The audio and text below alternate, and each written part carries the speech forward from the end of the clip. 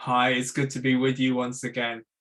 I'm sure by now you're starting to get all excited for Christmas. Many of you may have started putting up your decorations. It's lovely to see the Christmas lights around in the streets. And even at church, we've got our Christmas lights up, which you can see behind me. We've done a nativity scene as a stained glass window. But as we think about Christmas, we often think about the story of Bethlehem. We think about the story of the stable and Jesus being born to Mary and Joseph, and how they travelled on a donkey all the way from Nazareth. But today I want to share with you another story from the Christmas period. The story that we will be hearing in churches in a couple of weeks' time on the Sunday before Christmas, when we think about Mary and how Mary was chosen by God to bear God's Son. Can you imagine that? Being chosen by God to bear God's Son. I'm going to read you an account of that story called Mary is Surprised, and it's taken from this wonderful book called Read, Wonder and Listen. And it's a book full of beautiful stories adapted from the Bible that are specially written for children. So I'm going to share now a picture. And it's a picture of Mary and her cousin Elizabeth.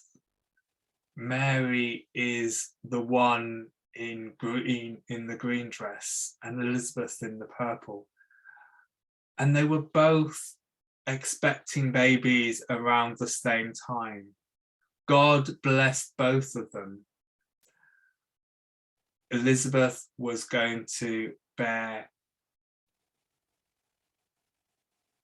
a child called John the Baptist, who became known as John the Baptist, and whose role was to prepare the way of Jesus. I'm going to read this story. Mary is surprised. In the beginning was the idea. The idea came from God and was part of God. Yet it seemed to have a life of its own. The idea fluttered around the world, creating, inspiring, enlightening, awakening. It was in every place and time. But in one place and in one time, it came to rest. Not in a great city like Rome or Jerusalem, but in a tiny village called Nazareth. Mary had grown up in Nazareth. She knew everyone and everyone knew her. Now that she was engaged to marry Joseph, a local carpenter, Mary imagined she would never leave. Her life would unfold in a familiar and predictable way. She was wrong. Mary was making bread when the strange visitor appeared. One moment she was kneading dough and daydreaming about her wedding. The next moment she was shocked to find she was no longer alone. Someone was standing over her. His robes fluttered in the breeze. "Greetings, Mary," the visitor said. "Don't be afraid. God is with you. You are going to have a baby. You will name him Jesus, and he will have very special work to do. He will be a great man, a ruler in the line of King David. His kingdom will have no end. Mary could hardly think straight. A baby? How? When? Why me? What will the neighbors think? What will Joseph say? But all she could blurt out was, how can this be? I'm not even married. The God who breathes life into all things will breathe new life into you, the visitor replied. Then the messenger told Mary the good news about her cousin Elizabeth. Although Mary was afraid, she chose to trust that God was doing something special through her. But she still needed comfort and help. And so she went to see Elizabeth. Elizabeth welcomed Mary with a warm hug. As the women clung to each other, something wonderful happened.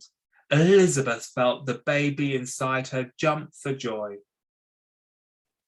He knows you, she said to Mary with a laugh. You and the special baby you will have.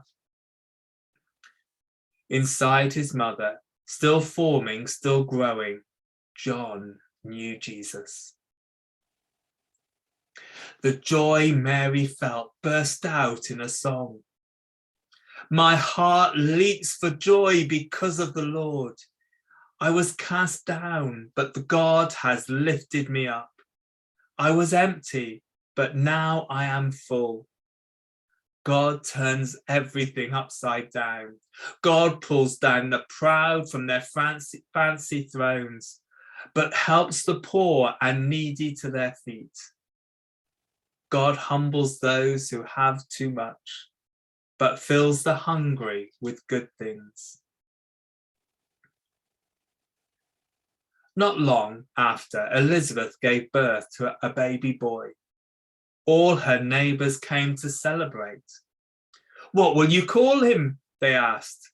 You should call him Zechariah after his father. But Zechariah shook his head.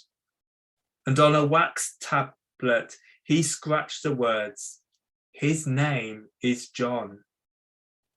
In that moment, Zechariah got his voice back. And like Mary, his joy bubbled up in a song. Blessed be our God who has come to be with us. God has kept those promises made so long ago. And you, my child, will be a prophet of God. You will go ahead to prepare the way of the Lord. You will teach people about forgiveness and make them ready to welcome the light. The light is coming to shine on us, who sat in darkness and shadows, and to guide our feet into the way of peace.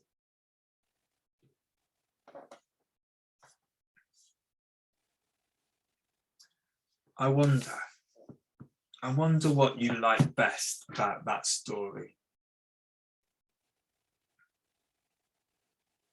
I wonder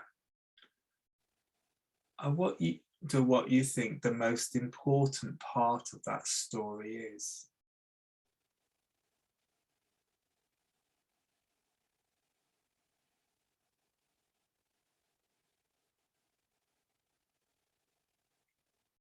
I wonder how Mary felt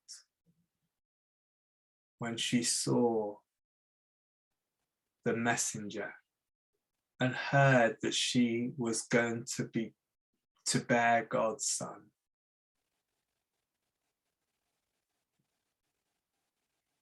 I wonder how Joseph felt when he heard the news.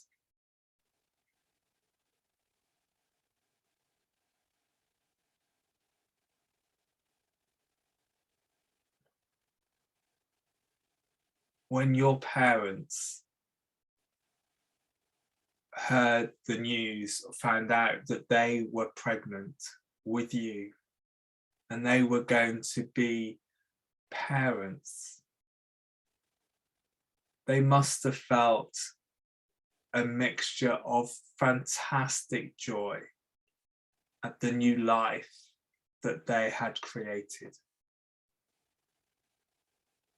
but also mixed with some apprehension about whether they would be good parents and how they were going to cope.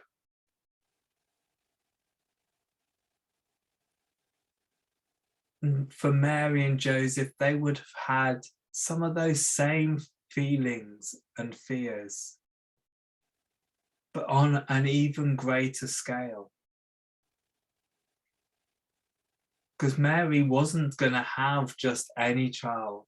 She was going to have God's son. And that was such a joy and a blessing. But it was also a worry.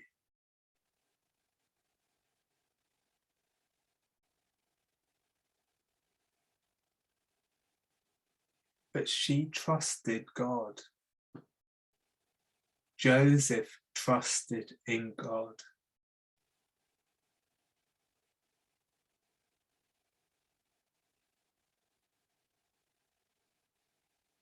Despite their fears, despite their worries, they trusted.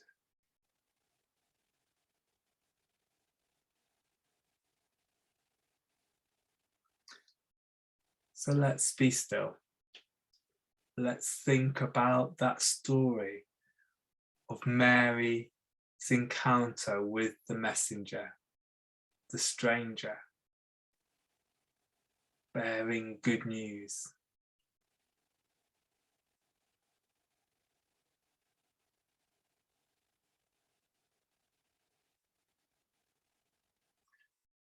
Loving God, we thank you for Mary's courage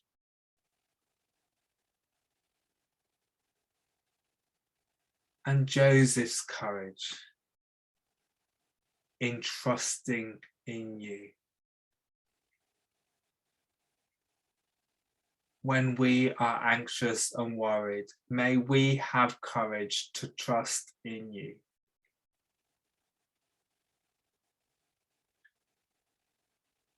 And may we share in the joy and the excitement of new life.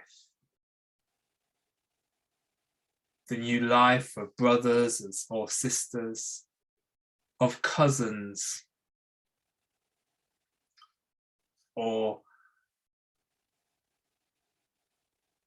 but also the new life that we celebrate at Christmas. The new life of your Son coming into the world.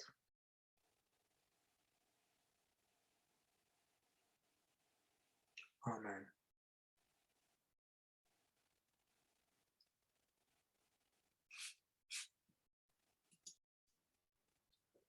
Thank you for listening, and I look forward to seeing you very soon. Take care. Bye.